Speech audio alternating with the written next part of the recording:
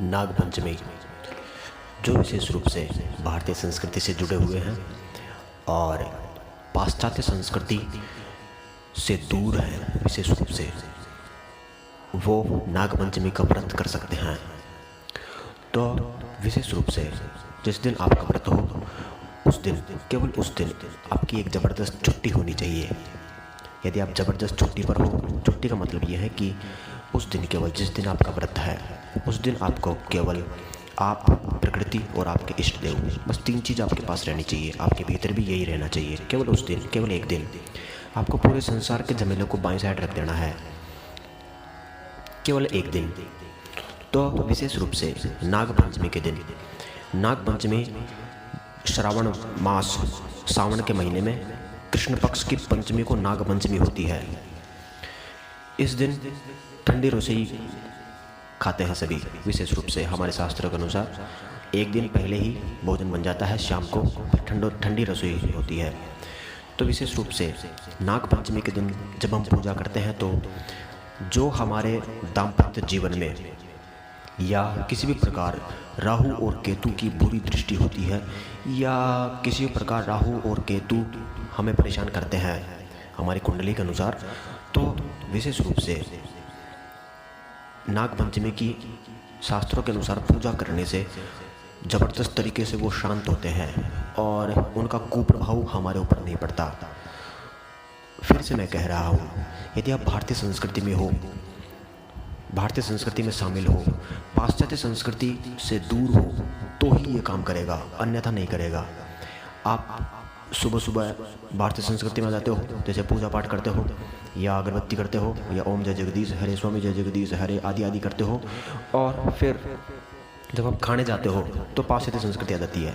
आप खड़े खड़े खा रहे हो या कुर्सी बैठ के खा रहे हो, जूते पहन के खा रहे हो, या आप क्या खा रहे हो कोई पता नहीं, या आप कैसे खा रहे हो कोई पता नहीं। इधर बाएं साइड फ़ोन चल रहा है और आप मुंह में घास दे रहे हो, तो ये बकवास हो गई, ये पाश्चात्य संस्कृति का प्रभाव है। तो आप यदि कंप्लीटली भारतीय संस्कृति में हो, अंदर से बाहर से चारों तरफ से, तो ही ये व्रत करना, अन्यथा आप छुट्टी मनाएं, आप व्रत के लायक नहीं है। तो विशेष रूप से जो भारतीय संस्कृति से जुड़े हुए हैं, केवल ये उन्हीं के लिए हैं। तो ये उन्हीं के लिए, काम भी उन्हीं के लिए करेगा। यदि आप पाश्चात्य संस्कृति में हो और आप व्रत कर रहे हो तो कृपया आप अपना समय बर्बाद कर रहे हैं। आप अपना समय बर्बाद ना करें, आप अपने बॉयफ्रेंड गर्लफ्रेंड के साथ समय व्यतीत करें। धन्यवाद। तो विशेष रूप से एक पाटा लेना चाहिए हमको और एक रस्सी लेनी चाहिए। रस्सी के 7 गांठ लगानी चाहिए। 7 गांठ का एक सरप बनता है, रस्सी का ही हम सरप बनाते हैं, और उसी रस्सी को सरप मानते हुए जल से स्नान कराना चाहिए, दूध से स्नान कराना चाहिए। और फिर बाजरे का आटा, बाजरे के आटे में घी और चीनी मिलाकर उसकी मोई बनानी चाहिए।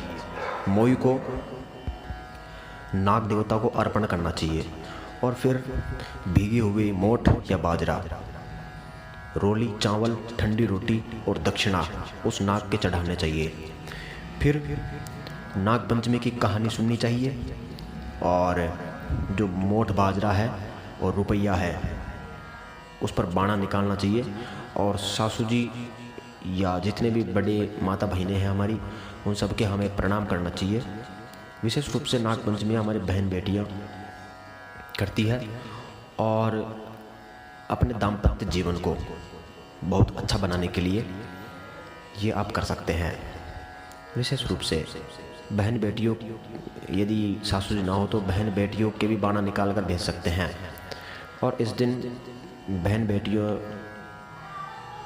को पीर में ज़रूर बुलाना चाहिए।